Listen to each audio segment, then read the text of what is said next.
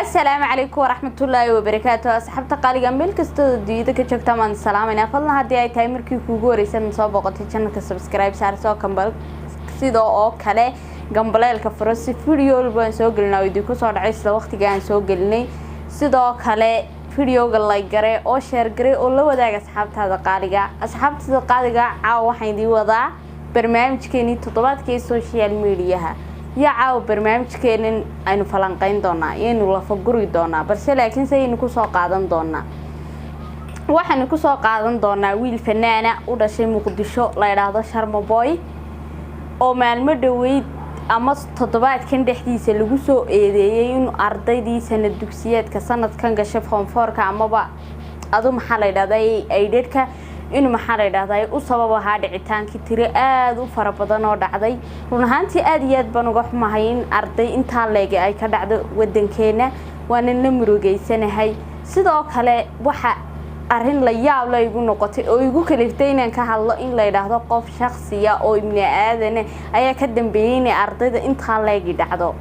وحنو أرك وحقلا صوتها قف من آذن كما بطن بين كرائن أرضي دعده عقلي سليم كفكري من هذا كان ما بقى لي كرتو markii lagu soo eedeeyay ayaaba maxaa la yiraahdaa inaanki hees soo saaray heestaas oo in ka hadlaysa adigu shahaadadu inaanay wax qiimo lahayn oo hadii aad shahaado walba soo qaadato heesta markaan dhuuxayeen dhageystay waxaan ka dhexdhansaday inuu heesta dhexdeeda kaga hadlayo inanka Sharma Boy in si kasto oo shahaado u haysato si kasto aqoon u leeday si kasto wax u taqaan aanay ku anfacayn balse laakiin se shaqo kasta ay tahay qabiil iyo qabyaalad oo maanta hadii aanad haba yaraatee alif iyo ba toona kala saareen ABCD toona aanad garan ABCD aanad garanay oo balse laakiin se dawladda aba cilmiyeed ay oo dawladii qofku ugu jiro oo maanta baadiye ka soo gashay inaad waxaan ku riyay meesha ugu fiican laga siinayo hadii aan ra'yigayga ama aragtidayda aan ka dhibtoon ka hadlana taas waa really heestu kaga soo hadlay wiilkuna waa mid xaqiiqo oo jirta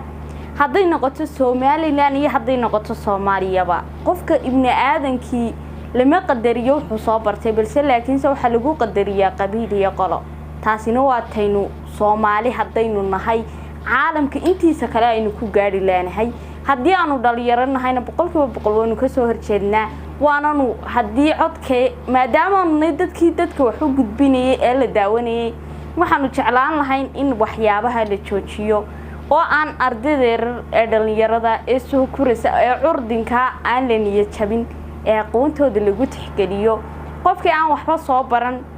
yaan booskiisi laga siinay runahaantii waa waxyaabo aad iyo aad wadankeena uga jira haday noqoto Soomaaliland iyo haday noqoto Soomaaliya labadaba Soomaali heer waxay u gaari lahaydahayna waata qof kasto oo maqlaya amba mas'uul ha noqdo ama cid kale ha noqoto waxaan ka codsanayaa on cod dheer ku leeyahay anigoo afkii dhalinyarada ku hadlaya inaad waxyaabaha inaga deysaan qabiilka iyo qoloqolada inaga deysaan si aynu la tartanno adduun weynaha aynu heer kay gaadheen maanta aynu u gaadhno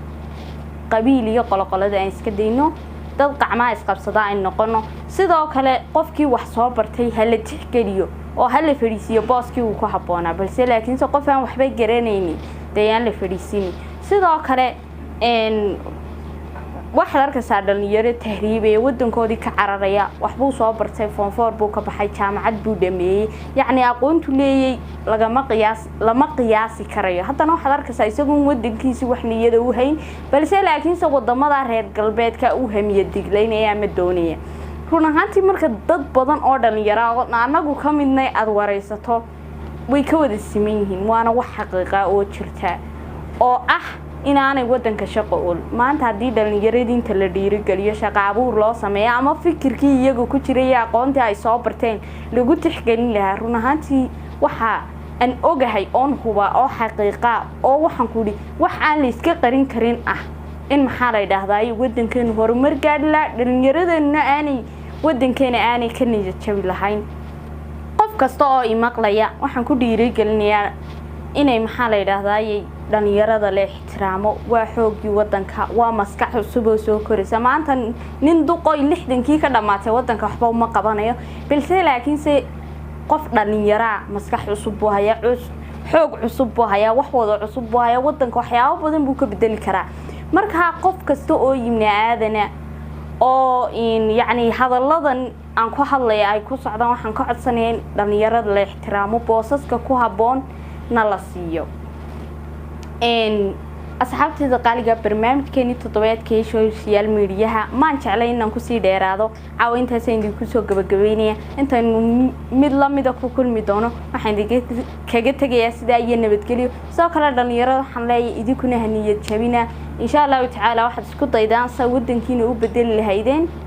si aydan cidnaba ugu eegi lahaydeen aad iyo aad baan idin salaamay meel kasta joogtaan